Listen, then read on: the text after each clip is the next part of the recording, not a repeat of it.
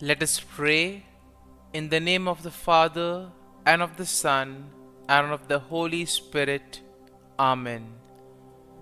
O Jesus, through the Immaculate Heart of Mary, I offer you my prayers, works, joys, and sufferings on this day for all the intentions of your Sacred Heart, in union with the holy sacrifice of the Mass throughout the world, in reparation for my sins, for the intentions of all my relatives and friends, and in particular for the intentions of the Holy Father.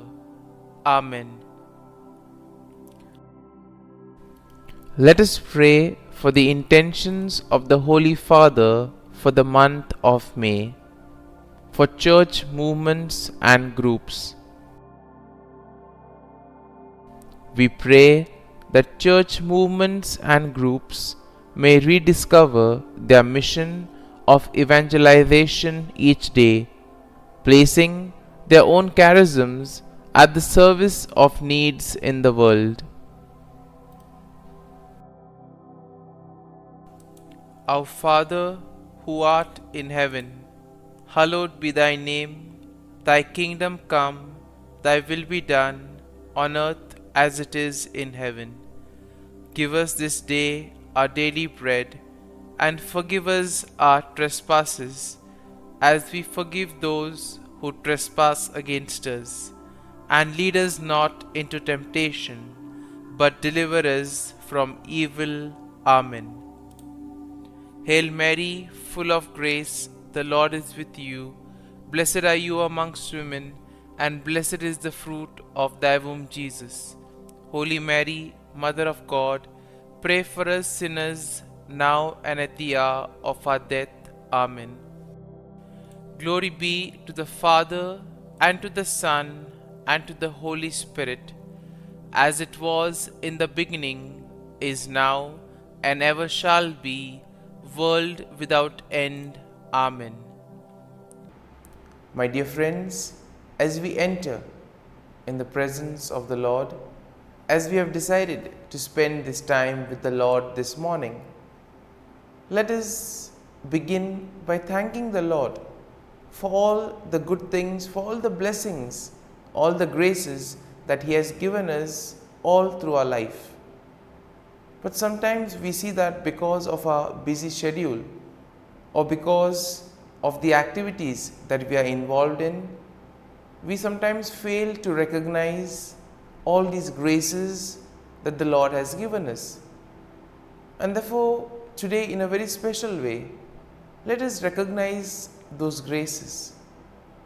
Some of these blessings, which may appear to be quite small, quite insignificant, nonetheless we see play a very significant role in our lives. And therefore, let us close our eyes at this moment and let us praise the Lord. Let us thank Him for the gift of this day. He has woken us up this morning. He has given us good health of mind and body. He has protected us all through the night.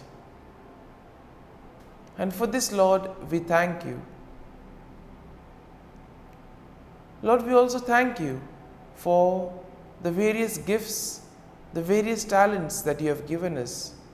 Talents which we may use for the benefit of others, or which we may use to grow and become better individuals. Lord, we also thank you for the gift of people in our lives.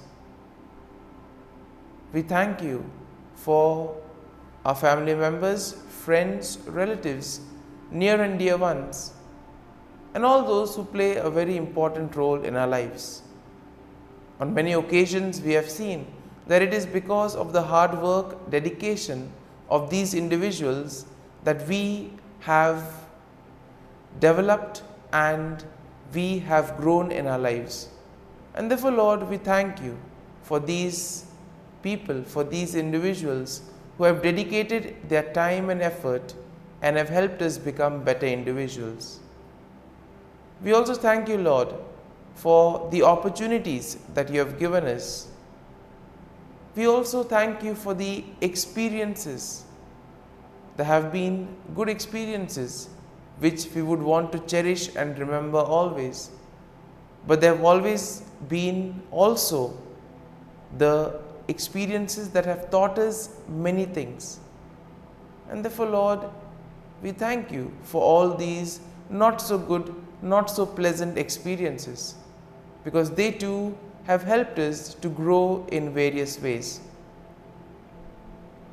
And Lord, we also thank you for all the good things and the blessings that you continue to shower on us at every moment of our lives. Lord, you have always kept us in your love. At every moment, your gaze is upon us. You are there, constantly guiding and protecting us.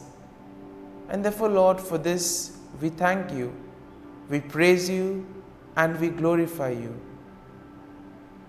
And Lord, as we gather together in worship to offer this morning offering, we pray that this day may be a day of joy and blessings in your name. That whatever we do today, you may be there to guide us and protect us. And therefore, my dear friends, today we shall reflect and meditate on Psalm 54. And as usual, we shall have a general overview of the psalm, and then we shall go into the details. Now, Psalm 54 is a prayer of lament that is written by David. And here he is asking for God's help and protection against his enemies. Now, the psalm is structured in three parts. First, we have an introductory plea for God's help, which can be found in verses 1 and 3. Then you have a description of David's enemies and his trust in God's protection, which we will find in verses 4 to 5. And then you have a final statement of praise and confidence in God's deliverance, which can be found in verses 6 to 7. And therefore, overall, looking at Psalm 54, we see that it expresses David's plea for God's help.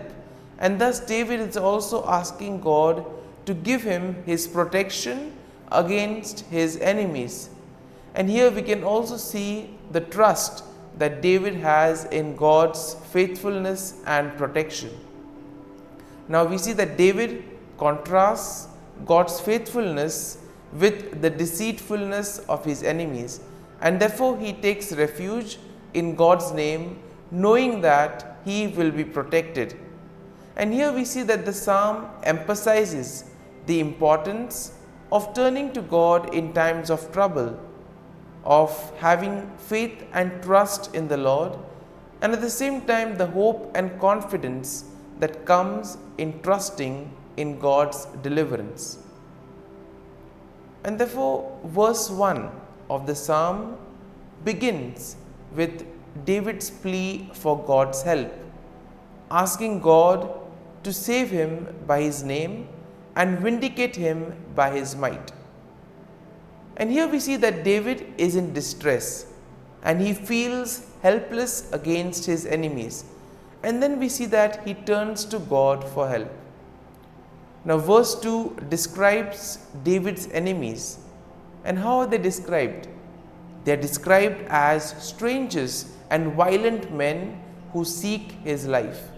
Now, these enemies of David are not named, but they are likely to be associated with the time when David was fleeing from King Saul. And therefore, David notes that these enemies do not set God before them, meaning that they do not fear God or acknowledge his sovereignty. And therefore, this is a good message for us also when we are faced with difficulties, when we have difficult moments in our lives. We can always turn to God, who is ever willing to protect us. Now, verse 3 continues with David's plea for God's help. And here we see that David is asking God to hear his prayer and give ear to his word. David trusts in God's faithfulness and in his ability to answer prayers. And here we also see that David asks for God's mercy and grace in time of need. Verse 4 will then begin the second part of the psalm, in which David describes his enemies and his trust in God's protection. David notes that God is his helper and that he has always been sustained by God's power. Now David will contrast God's faithfulness with the deceitfulness of his enemies. And here we see that David sees his enemies as those who seek to harm him even though he has done them nothing wrong. Sometimes we too may have the same feeling. We have done everything right, but still there are people who persecute us, people who do evil against us. And in this time we can relate to David and see how he went about. Verse 5 continues with David's trust in God's protection, noting that God will deal with his enemies and he will destroy them in faithfulness. David trusts in God's deliverance and takes refuge in his name, knowing that God will protect him from his enemies. And therefore verse 6 now will begin the final section of the psalm, in which David expresses his confidence in God's deliverance, and therefore he gives thanks to God for his help. David notes that God has delivered him from every trouble, and therefore he will look with satisfaction on his enemy's downfall. And verse 7 will conclude the psalm with a statement of praise and confidence in God's deliverance. David declares that he will freely offer sacrifices to God and he will give thanks to God for his name, knowing that God has delivered him from all his troubles. And therefore, my dear friends, as we reflect on Psalm 54, as we allow the psalm to sink in, to take root in us, let us now focus our attention on a particular thought or a particular verse that would have touched us. And let us remain with that verse, let us remain with that thought, allowing the Lord to guide us, allowing the Lord to show us what is the right path that He has chosen for us. And therefore, my dear friends, as we continue to reflect on this psalm, let us ask the Lord to be with us, guide us, and show us the way. And we ask Him that throughout today's day, that He may be with us, helping us, guiding our steps, helping us to do His will, and thus help Him in building the kingdom of God. And now, we shall spend a few moments in silence, reflecting on this, asking the Lord to guide us, to show us that He is there with us even in our moments of trials and difficulties.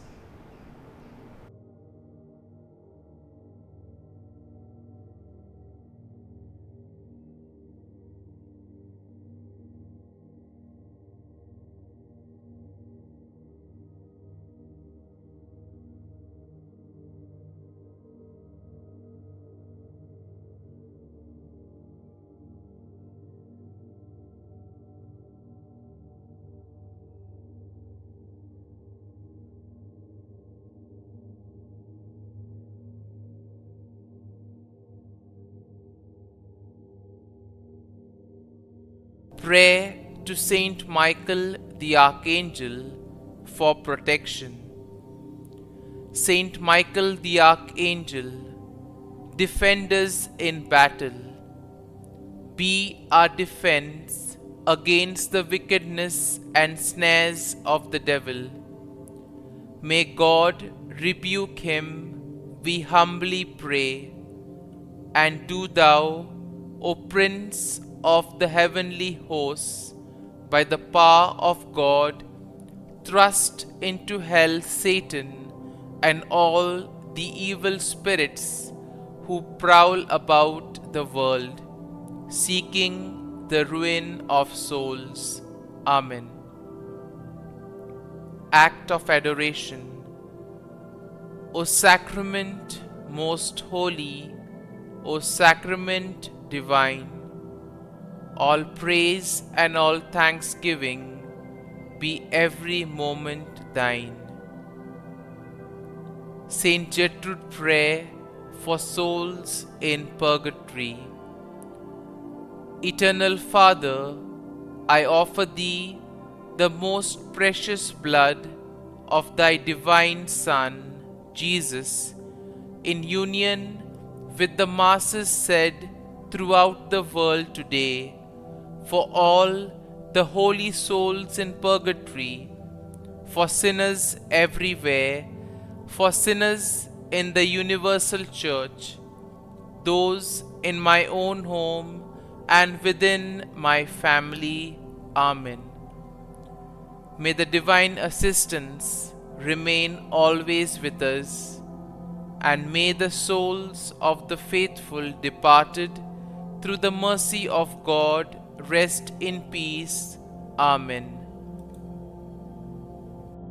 Glory be to the Father, and to the Son, and to the Holy Spirit, as it was in the beginning, is now, and ever shall be, world without end. Amen.